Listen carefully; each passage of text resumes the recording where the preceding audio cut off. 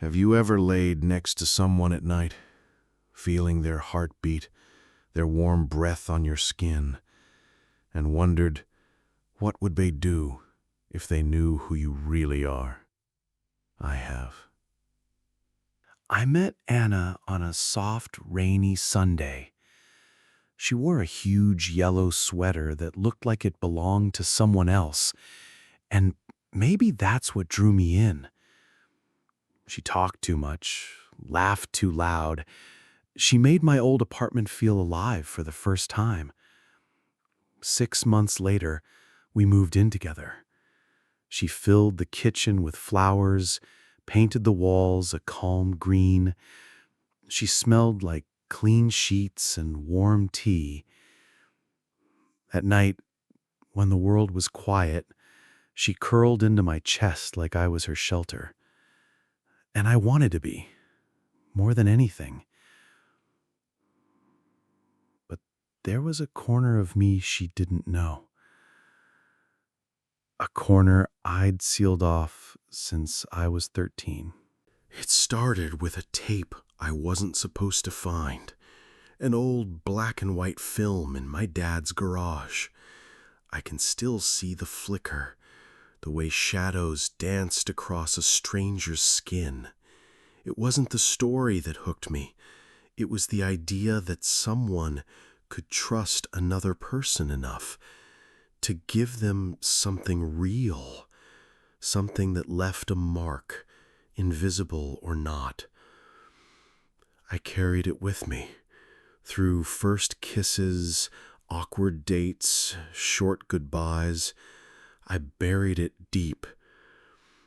When I met Anna, I thought I could bury it forever.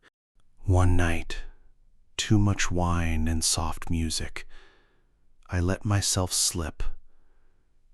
I let my teeth press into her neck harder than I should have. She froze, just for a second. Then she laughed it off and pulled her sweater up the next morning to hide the faint mark. We didn't talk about it. We didn't need to. Or so I thought. A year later, we were tangled in blankets and half dreams. Her voice soft, curious. Tell me something you've never told anyone.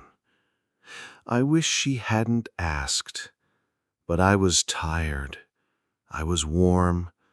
I wanted to trust her. So I told her that sometimes when the world was quiet, I imagined us closer than we'd ever been. So close that she'd leave a piece of herself with me, like a secret under my skin. I said I wanted to feel her trust me with everything, even the parts that might sting.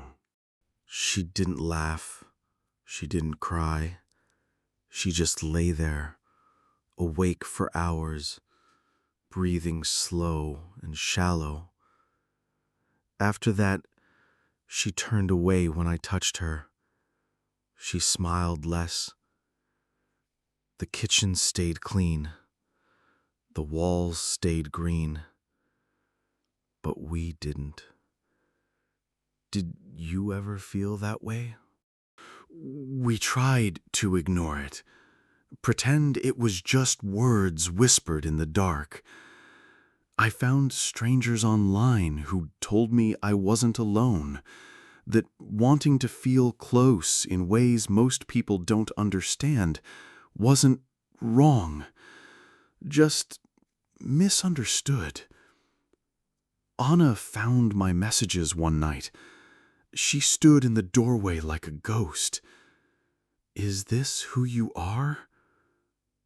I didn't know how to answer. One night, she asked me to promise no more secrets. I promised. A week later, she packed her things She didn't shout, didn't slam the door. She said, "I love you, but I can't carry this for you." And she left. Now, I live alone. The walls are still green. The bed feels too big. Sometimes I wonder what would have happened if I'd kept quiet, if I'd lied, if I'd been someone else. But then I remember that old film, flickering shadows, silent trust, and I know I couldn't. So let me ask you, if the person you love told you the one thing that lives in the darkest corner of their mind, could you stay